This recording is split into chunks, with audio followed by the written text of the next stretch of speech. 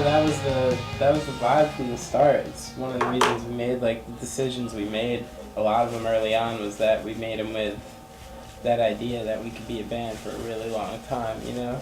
Never approach things for, like, automatic success and, you know, singles and just getting your name on the map, you know? It was all about just making credible shit and approaching it, you know, not violently, but just strongly and firmly, you know?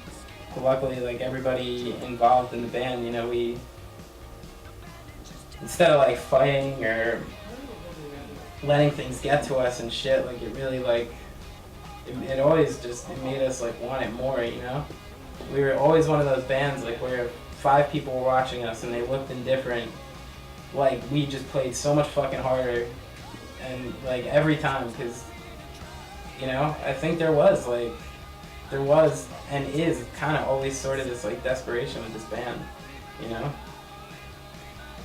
Like, I don't think any of us really know what the fuck to do besides for this, or don't want to do what we know is out there if that wasn't it, you know? So it was like, we never really talked about it too much, but it was kind of like a play every show like your last kind of mentality, you know?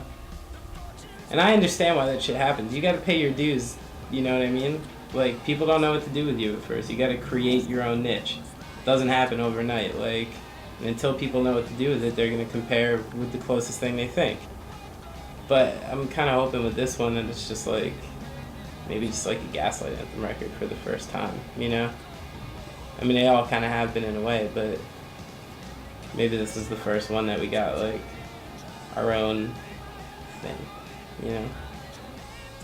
I mean, for the most part, when we write these songs, Brian starts out with something, some sort of guitar, some sort of melody, and you just go.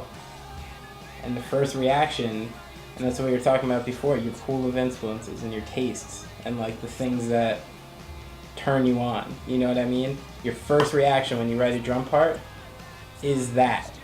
You know what I mean? It's everything you think is awesome, like, incarnate, like, right there. And sometimes it doesn't make any sense with what you're doing, but, like, that first reaction is 29 years of listening to music. Is that first thing where you think you should do this. And it's from that, you know?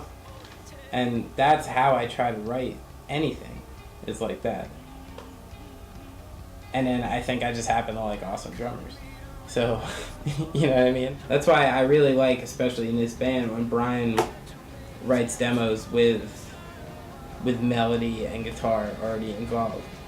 And I think that's one of the reasons some of the songs can be catchy, is because I really run kick drum patterns, and I really do stuff like that based on the cadence of Brian's vocal, you know?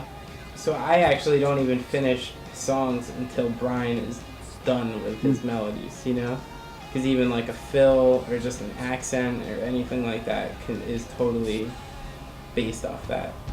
There's nothing in there that's just random, that just like was done on the fly, you know? Like, there's a reason for everything I do.